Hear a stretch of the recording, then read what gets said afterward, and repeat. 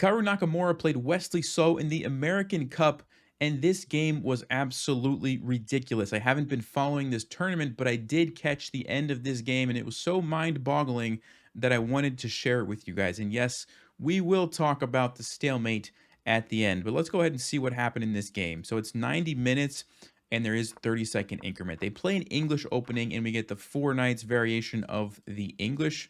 This is pretty common at the top levels. You see this quite a bit. E4, white gets a nice grip on that D5 square, although it does come at a cost that the D4 square is now available for black. And so a lot of times you get this trade-off where white is able to do something here, but black does something here. All right, let's keep going. Bishop to B4, D3, D6. Hikaru attacks the bishop, and Wesley decides to not trade, but to line it up here and add some more support to that D4 square. All right, B4 chases the bishop around. Knight to A4. This is a pretty common maneuver when you're trying to get your opponent's bishop. You'll swing the knight over to the side, and notice there's no way that Wesley can keep this bishop now. Even if he moves it to D4, Hikaru still would have the option to take it with this knight. There's nowhere else for the bishop to go. So bishop to G4, bishop E2, and Wesley goes ahead and puts his knight. Remember I talked about that, when Hikaru played E4, he committed to allowing this possibility, right? And that's what Wesley does. He puts the knight on D4. And then Hikaru does take that. Okay, castles. And we get this interesting position where it's 2 bishops against 2 knights. Now, generally speaking, the bishops are going to be better than the knights. However, they perform better in an open position. Is this position open or closed? Well, this is a closed position. None of the pawns have been traded. A lot of the diagonals are blocked off. Notice the bishop is stuck. This bishop, even if it goes here, the knight's kind of blocking it. And so in this case, the knights are actually going to be doing pretty well. And Stockfish says the position is roughly equal. So bishop to B2, he gets rid of that bishop. Queen to E2 and F4. Now, Hikaru is trying to open up this diagonal for his bishop. So, for example, if Wesley were to take this, this would actually be a big mistake because now Hikaru could even just trade here. There's tripled pawns, but more importantly, Wesley's king is now open, and after rook takes F4, this rook's probably going to come over lining up here on these weak pawns. The queen can come in at some time, and it's not looking good for the black king. Okay, so you can see how dangerous that can be almost immediately if this diagonal gets open. Okay, so Wesley's going to be trying to prevent that, so he does something else, and Hikaru is going to be trying to open that up. All right, so he brings the rook over, captures the pawn, and if Wesley takes here, that's a crucial mistake because he's walking into the fork. All right, and he's going to have to lose some material, either give up his rook like this or move his queen and lose a knight. So it's not going to be good. So he can't actually take this pawn on D6. So he retreats the knight. Hikaru plays queen to F2, lining up on the F file. Really starting to get pretty dangerous for Wesley here. But he plays F6, a nice defensive move. A lot of times when your opponent has a bishop lined up towards your king, if you can blunt it with a pawn chain, that's a pretty good idea. However, Hikaru says, nope, one way or another, we're going to open up this diagonal for my bishop, right? Even if, this pawn here ends up dropping, he doesn't really care. His goal is to get that bishop open. And you're going to see that's exactly what happens a few moves later. Here we go. Finally, the bishop is now starting to become a monster. All right, and this pawn is still sitting here, which pay attention to this pawn. You're going to see why I'm saying that in just a minute. So he brings the rook over, pinning the knight here. And it looks like the pawn is undefended. But if Wesley were to have captured this, that's a really big mistake.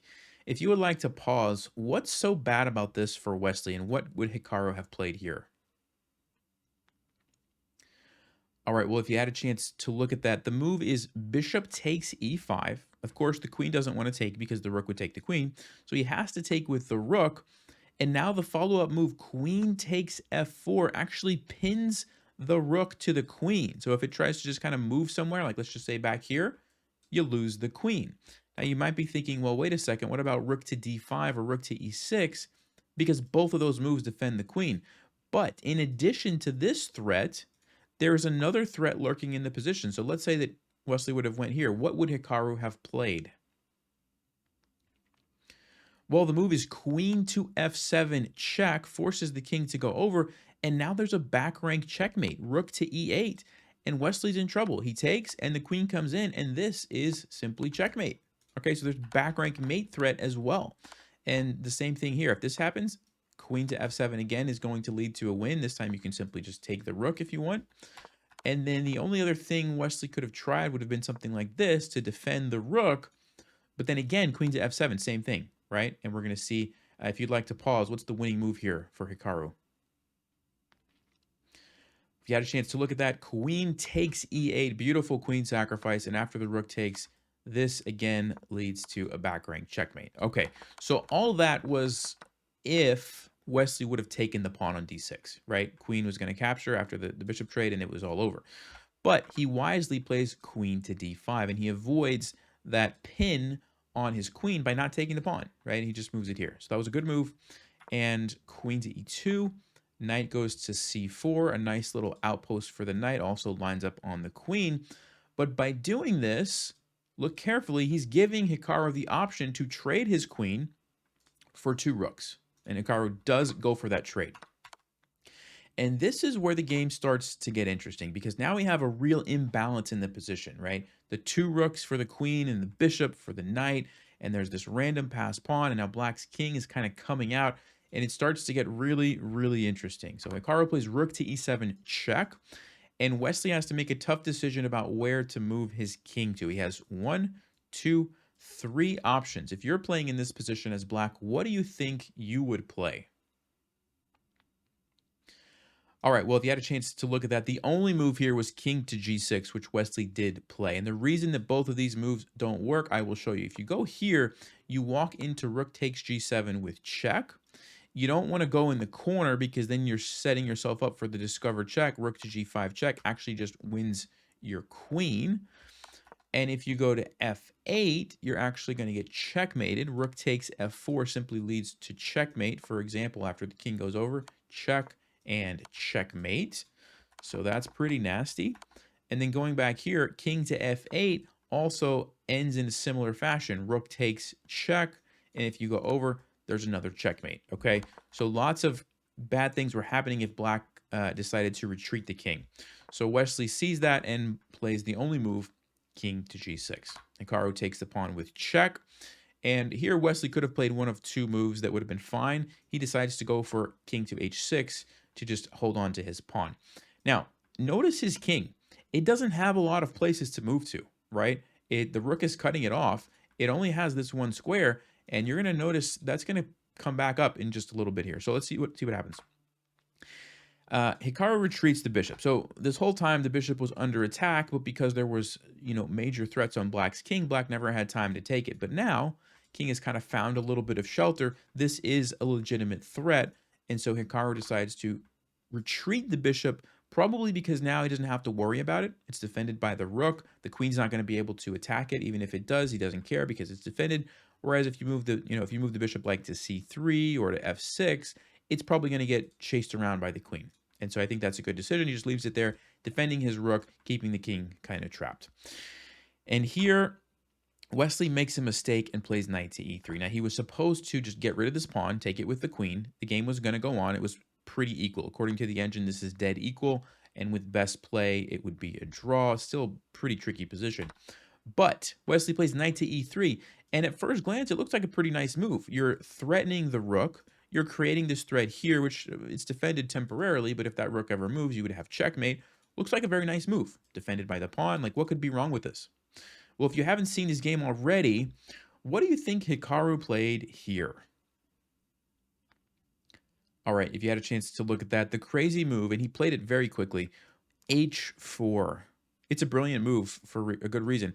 You're giving up the rook. Why are you giving up the rook to play a random pawn move over here? It looks ridiculous.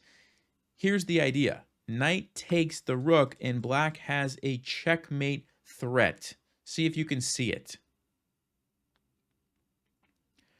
Well, if you had a chance to look at that, the move is rook to g5, and you're setting up bishop to g7 checkmate. So, for example, if black just saves the queen, like let's say they take this, game over. That's a beautiful checkmate, right? Look at that. So that's the threat, which means the only thing black could do would be to either give up the queen now, which doesn't really end well for them. This pawn is going to become a queen. Or you go queen to f7 so that you can deal with this threat by sacrificing your queen. But again, takes, and look at this pawn. It's gone. The knight can't catch it, king can't catch it. White's going to get a new queen and win the game. So that's the trap, and that's what I think Wesley missed when he played this move, that Hikaru could actually get away with playing h4. Very nice move.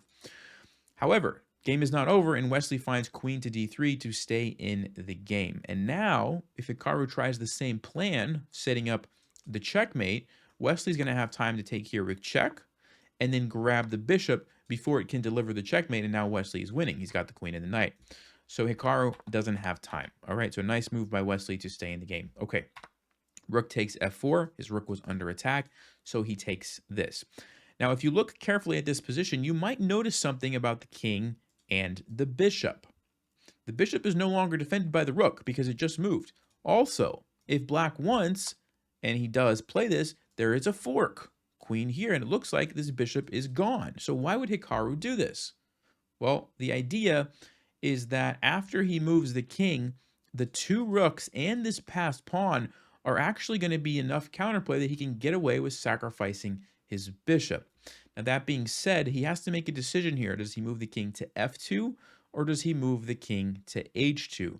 And Stockfish was saying that the best move was to h2, which kind of makes sense because it's like, okay, you're hiding behind the pawn, but a very natural move might be, from a human perspective, king to f2 because you're creating the threat on the knight.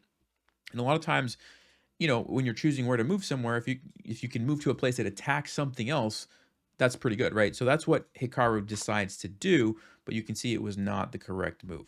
Wesley takes the bishop, also was not the correct move. This is a super complicated position. Like, there's so many lines here that I'm not even going to try to explain because I don't even think I understand them. But I'll just tell you the engine wanted knight to d5, and why exactly, I don't know, but it didn't like this because of the move rook to e7. There's something about this move, because this move showed up a lot in the engine lines, where putting the rook here, you have threats like this. You have, it's defended temporarily, it's attacking the knight, also kind of if you need it to shield the king, and, you know, you can get ready to push your pawn. Engine really liked the rook on e7. However, Hikaru played rook to g5, which this makes more sense, I think, when I'm looking at this position. Like, this keeps the king trapped, and so I totally understand this, but Engine said that was not the right move to win the game. Anyway, rook to g5, knight to d5, and he pushes the pawn. Now, the idea is that if the knight simply takes the rook, well, he's going to get a new queen, right? And then white's going to be winning because the king is in a bad situation. So what does Wesley have to play? See if you can find the move. All right, if you had a chance to look at that, queen to h8, only real move here to stop, well, Engine says there's some other lines, but as far as, you know, humans are concerned, this is pretty much the only practical way to stop the queen. Hikaru slides the rook over, and what Hikaru is doing here is setting up a couple of threats. Rook to e6 check, and the king is going to have some problems because it can't move. Also, maybe in some cases, rook to e8, chasing the queen away and getting ready to push this pawn to become a queen. And so, apologize for the screaming in the background. But yeah, so these are the threats. And Wesley plays queen to f6 with check. Hikaru has to make a decision. He goes back, which was the correct decision. Wesley goes over to d6, and now he's not only stopping the pawn from becoming a queen, he's also getting ready to take it next move. So really nice maneuver there to put the queen on d6. And here Hikaru had to find the only move, which was promoting anyway, even though he's going to lose it. And why would he do that? It's because he wants to bring his rook here with check, but right now he can't do that because the queen is defending. But when he gets the queen, he lures black's queen away. Now he can come in with the check. And why is this good? Well, because after the knight blocks, the knight is now pinned. The knight is taken out of the game. It can't move because of the pin, all right? The king is stuck. The knight is stuck. The queen has to stay defending the knight. And we kind of get this sort of, everything is kind of locked up. Nobody can really move too much. Now, the queen does have the option to put the king in check. So that's where it gets kind of interesting. Now, here it's Hikaru's turn. And he needs to make a move with his king. He has two options, essentially, king to h2 and king to f2. If you would like to pause, which one do you think is the correct move? All right, well, if you had a chance to look at that, and if you're like most people, you would probably say king to h2 is the correct move. Even earlier in this game, we saw how, shielding the king behind the pawn was the correct decision.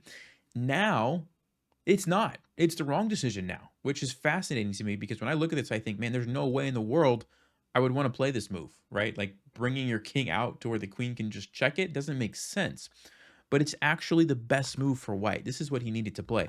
He played king to h2, and the reason this is not good, I'm going to do my best to explain it, and I don't understand fully, but it seems to be because of queen c7 check, and there's kind of two things you can do here as white. You can either go back or you could play g3, right? I guess you could go up, but let's focus on these. If you go back, then the queen's going to come to f4, which defends the knight, also gives black like lots of attacking options, which is pretty good. And if you play g3, it goes over to f7, which attacks your rook, defends the knight. And essentially what's happening here is after something like this, the queen can now move because you had to take your pin off of the knight. And that's sort of the key to the position. Like the rook had to stay pinning the knight.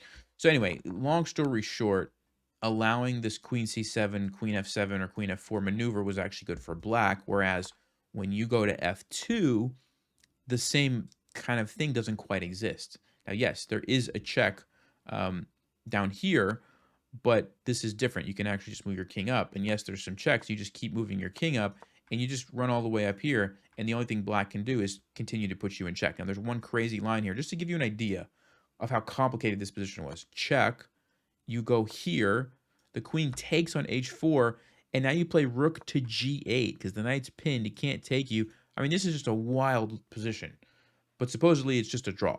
King here, and then you play g3, or rook takes f6, according to the engine, and anyway, it's supposed to be a draw. It's nuts, right? So anyway, in the game, Hikaru plays the wrong move, king to h2, but Wesley doesn't see, this computer line, queen c7, and he plays kind of the more human queen to d4, and now we're back to a drawn position, okay? So king to g3 was the best move and the only way that Hikaru holds on to the game. If he makes a mistake and pushes this pawn forward, he allows a really nasty tactic here, queen to b2, and if he goes up here, watch this, queen to a1, this is actually checkmate. This is a checkmate threat. So after the king goes back to deal with that, then there's a fork, and he's losing his rook. So that's why going back here, he couldn't push this pawn forward, okay?